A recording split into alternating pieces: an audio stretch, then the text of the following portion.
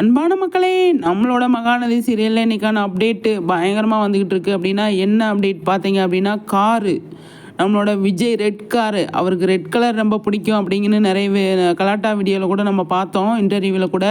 அது மாதிரி red colour காரில் வந்து இறங்கியிருந்தார். அது நம்ம லாஸ்ட் டைம் சொல்லியிருந்தோம். இது வந்து என்ன அப்படின்னு சொல்லி பார்த்தீங்க அப்படின்னா, செரீன் பாத்திமா இருக்காங்க இல்லையா, அவங்க வந்து துபாய் போயிருந்தப்போ வந்து எடுத்த பிக்சர்லாம் வந்து ஷேர் பண்ணியிருக்காங்க.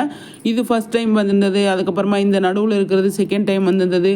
இந்த பிக்சர் இந்த இதில் உட்காந்துருக்காரு பார்த்தீங்களா, ஏதோ பாலைவனம் மாதிரி இருக்குது, ஃபுல்லாக மணல் பகுதி மாதிரி தான் தெரியுது. அதுலேருந்து சூப்பராக ஒரு போஸ்ட் நமக்கு வந்து கொடுத்துருக்காங்க.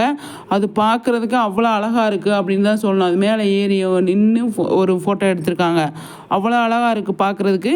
அந்த பிக்சரை ஷேர் பண்ணியிருக்காங்க செரீன் பாத்திமா. அதுக்கப்புறமா வந்துட்டு நம்மளோட விஜய் காரு வந்து இன்றைக்கி என்ட்ரி ஆகிருக்கு. அதாவது விஜய் காரு தான் அவருக்கு எல்லாமே அப்படிங்கன்னு அவர் ஆல்ரெடி சொல்லியிருக்காரு. அதாவது சீரியலில் காரு தான் அவருக்கு நிறைய இடத்துல அவருக்கு வந்து ஹெல்ப் பண்ணியிருக்கு அப்படிங்கிறது. காரில் வந்து காவேரி விஜய் தான் நிறைய டைம் ஸ்பெண்ட் பண்ணியிருக்காங்க. அதே மாதிரி இப்போ அவங்க டைம் ஸ்பெண்ட் பண்ணுவாங்க அப்படின்னு நான் எதிர்பார்க்கலாம்.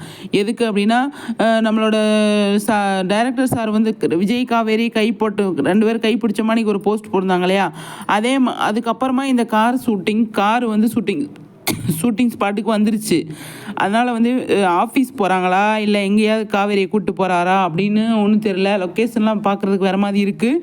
இல்லை அவர் வீட்டுக்கு கூட்டிகிட்டு போகிறாரா என்ன ஏது அப்படின்னு சொல்லி தெரில. ஆனால் காரில் விஜய் காவேரி 2 பேர் ட்ராவல் பண்ணுறாங்க அப்படிங்கிறது இதுலேருந்து கன்ஃபார்ம் ஆகிருக்கு. என்ன மக்களை சொல்கிறீங்க, கருத்துக்களை சொல்லுங்கள்.